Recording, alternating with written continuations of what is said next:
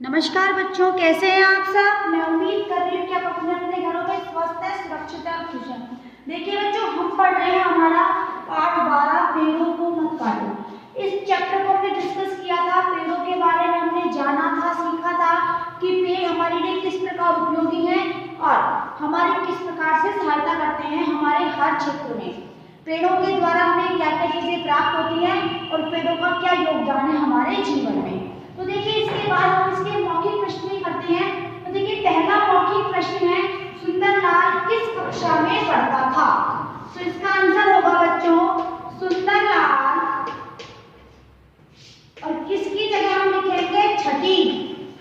सुंदरलाल छठी कक्षा में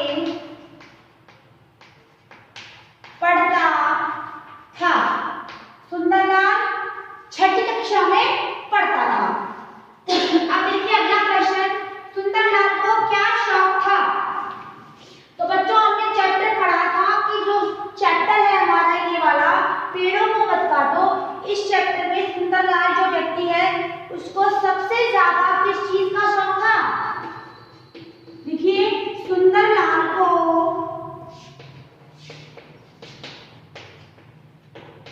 पेड़ लगाने का शौक था। उसे पेड़ लगाने का, पेड़ों की देखभाल करने का और पेड़ों के साथ समय बिताने का शौक था, यानी पेड़ों को वो अपना पूरा परिवार मानते थे। अब देखिए, सुंदरलाल पढ़ाई में कैसा था बच्चों। सुंदरलाल पढ़ाई में बहुत तेज था। लिखिए इसका आंसर, सुंदरलाल पढ़ाई में बहुत तेज था तथा हर कक्षा में प्रथम श्रेणी में आता था। प्रथम श्रेणी अर्थात फर्स्ट डिवीजन, प्रथम श्रेणी में आता था, यानी हर साल उसकी जो रिजल्ट होता था वो फर्स्ट क्लास होता था। अब देखिए, सुंदरलाल नैनीताल क्यों जा रहा था। सुंदरलाल नैनीताल जा रहा था बच्चों अपने बीए की परीक्षा देने। सुंदरलाल नैनीताल क्यों जा रहा था। सुंदरलाल नैनीताल बीए की परीक्षा देने जा रहा था। बीए मतलब बैचलर ऑफ आर्ट्स, ग्रेजुएशन के एग्जाम देने के लिए सुंदरलाल कहाँ जा रहा था, नैनीताल। अब देखिए, चिपको आंदोलन का सूत्रपात किसने किया। तो आप लिखेंगे, चिपको आंदोलन का सूत्रपात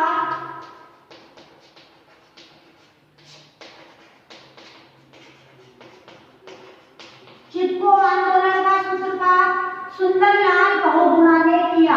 यानी अभी तक जिसे हम सुंदरलाल कह रहे थे, उनका पूरा नाम है सुंदरलाल बहुगुणा।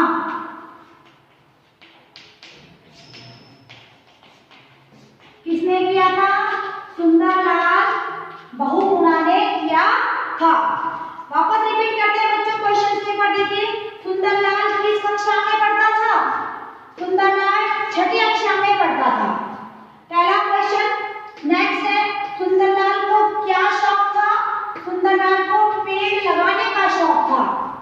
किस चीज का शौक था, पेड़ लगाने का। नेक्स्ट है, सुंदरलाल पढ़ाई में कैसा था।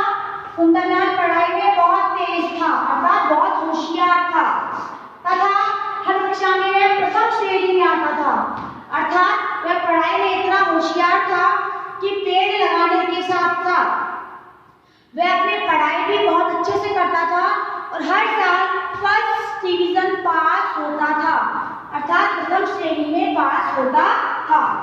अब देखिए, सुंदरलाल नैनीताल क्यों जा रहा था।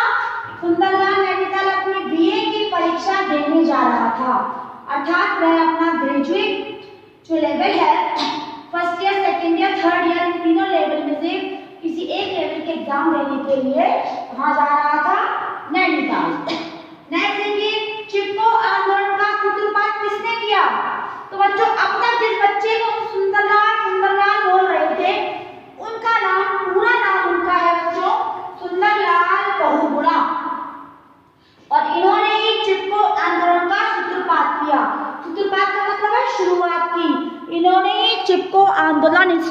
किया था। अब देखते हैं इसके नेक्स्ट क्वेश्चंस। हमारा क्वेश्चन है नेक्स्ट, अर्थग्रहण संबंधी प्रश्न। अर्थग्रहण संबंधी प्रश्न क्या होते हैं? देखिए, सबसे पहले हम इस पैरा को पढ़ेंगे, उसके बाद इसके क्वेश्चन आंसर्स को फाइंड आउट करेंगे। देखिए पैरा, वह समझ गया था यदि पेड़ पौधे नष्ट हो गए तो पर्यावरण का संतुलन बिगड़ जाएगा। वृक्षों की अंधाधुंध कटाई से वर्षा नहीं हो पाएगी, वर्षा न होने से सूखे की स्थिति उत्पन्न हो जाएगी, जिससे अकाल की स्थिति बन जाएगी। बाहर से अनाज मंगवाने के लिए लोगों के पास धन कहां से आएगा? यानी वो फ्यूचर की बातें सोच रहे थे। तो देखिए किसके फर्स्ट क्वेश्चन है, किसके नष्ट होने से पर्यावरण का संतुलन बिगड़ जाएगा? तो देखिए पेड़ पौधे नष्ट हो जाएं तो किसका संतुलन बिगड़ जाता है? पर्यावरण का। तो पहला आंसर है इसका, पेड़ पौधों के नष्ट होने से पर्यावरण का संतुलन बिगड़ जाएगा। नेक्स्ट क्वेश्चन देखिए, वृक्षों की अंधाधुंध कटाई से क्या नहीं हो पाएगी? तो देखिए वृक्षों की अंधाधुंध कटाई होगी तो लिखा हुआ है आप देखिए पैरा में, वर्षा नहीं होगी। यदि वर्षा नहीं होगी तो खेती नहीं होगी, खेती नहीं होगी सब जगह अकाल पड़ जाएगा और पानी भी नहीं होगा, इसलिए क्या होगा? लोगों की स्थिति बहुत ही दयनीय हो जाएगी। तो सेकंड क्वेश्चन का आंसर क्या हुआ? वर्षा। अब देखिए वर्षा न होने से क्या होगा? अकाल की स्थिति बनेगी, भूकंप की स्थिति बनेगी, अंधकार की स्थिति बनेगी या बाढ़ की स्थिति बनेगी।